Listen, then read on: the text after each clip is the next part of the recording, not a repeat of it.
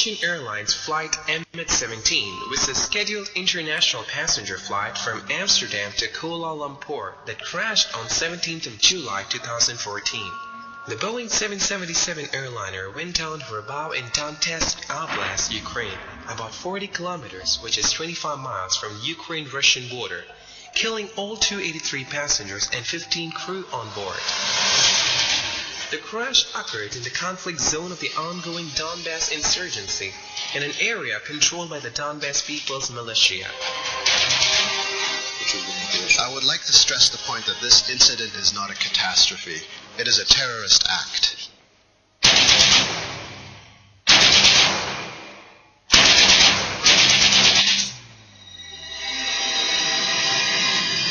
Surely the Lord God does nothing unless He reveals His secret to His servants the prophets.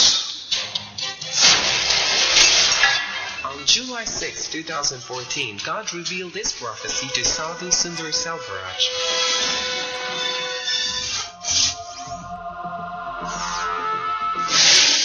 அதிக விரைவில் Russia தேசத்துல அந்த தேசத்தின் மேல நியமிக்கப்பட்டிருக்கும் ஒரு தேவதூதன், அவர் அந்த தேசத்துக்காக நியமிக்கப்பட்டிருக்கிறார். இனி அந்த தேசத்துல இந்த கடைசி நாட்கள்ல நடக்க போகின்ற சம்பவங்களை குறித்தான காரியங்கள் எது நடக்க வேண்டுமோ என்று எழுதப்பட்டிருக்கிறதோ அவைகள் சீக்கிரமாக நிறைவேறுவதற்கு அந்த எக்காலத்தை அவர் ஊத போகிறார்.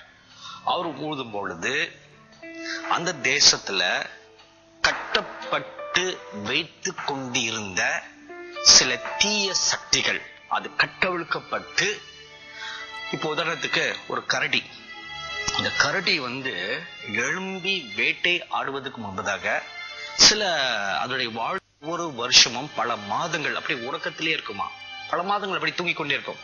ஹைபர்னேஷன் அப்படின்னு ஆங்கிலத்துல சொல்வார்கள். அப்படிப்பட்ட ஒரு காரியத்தை விட்டு காலத்தை விட்டு அது வெளியே இனி ஆக்ரோஷத்தோட அது தன்னுடைய வேட்டையை துவங்கும் காலம் வெகு சீக்கிரத்துல வரப்போகிறது. அதுக்கு ஒரு முன் அடையாளமாக சமீபத்துல நடந்த ஒரு காரியம் பாருங்க. யுக்ரைன் என்ற ஒரு தேசத்தை இருக்கிற கிரீமியா என்ற பகுதியை ரஷ்ய ராணுவம் அது ஆக்கிரமித்து, அது நிமித்தம் அந்த கிரீமியா என்ற ஊரு அதை ஒட்டியிருக்க இந்த டோன்ஸ்க் என்ற சில ஊர்கள் எல்லாமே யுக்ரைன் தேசத்தை விட்டு நாங்கள் பிரிந்து ரஷ்யா தேசத்தோட நாங்கள் போய் சேர்ந்து கொள்கிறோம் என்று முடிவெடுத்திருக்கார்கள்.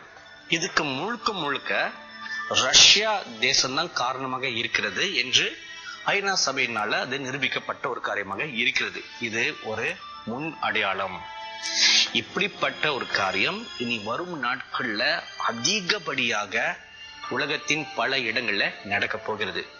ரஷ்ய தேசத்தை குறித்து வேதாகமத்துல சொல்லப்பட்ட அல்லது கொடுக்கப்பட்ட ஒரு பேர் காக் மேகாக், அதான் அதோடைய பேர்.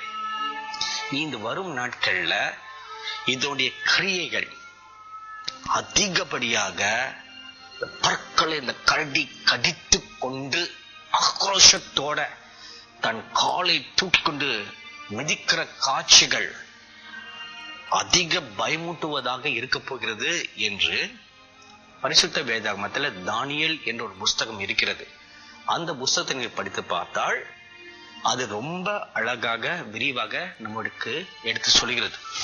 வாயில 3 எலும்புகளை வைத்து கடித்து கொண்டு காலை தூக்கி நான் பெரிய அசுரன் வீரன் என்று தன்னுடைய உரிமையை வலிமையை காட்டும் காட்சிகளை அங்கே எழுதியிருக்கிறது.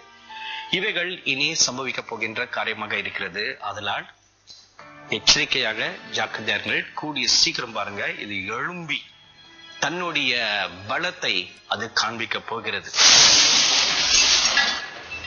The two sides in Ukraine's ongoing civil conflict, the Ukrainian government and the pro-Russian separatists, accused each other of shooting down a plane with a missile. A Ukrainian Interior Ministry official, Anton Gerashenko, said a Buk missile hit the aircraft at an altitude of 10,000 meters. This is believed to be a Russian-made Essilor missile launcher.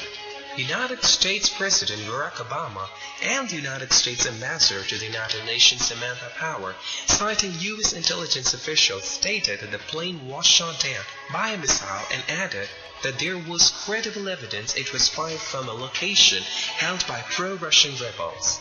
Separatists were spotted hours before the incident with an SA-11 system at a location close to the site where the plane came down. At the same time today, Ukraine released this footage. It shows the actual Russian-made SA-11 missile launcher that brought down the plane near the scene right before the strike. With 298 deaths, the crash of MH17 is the deadliest ever air incident in Ukraine. Time will delay no longer. Repent! The kingdom of heaven has come near now. Prepare to meet the Lord your God.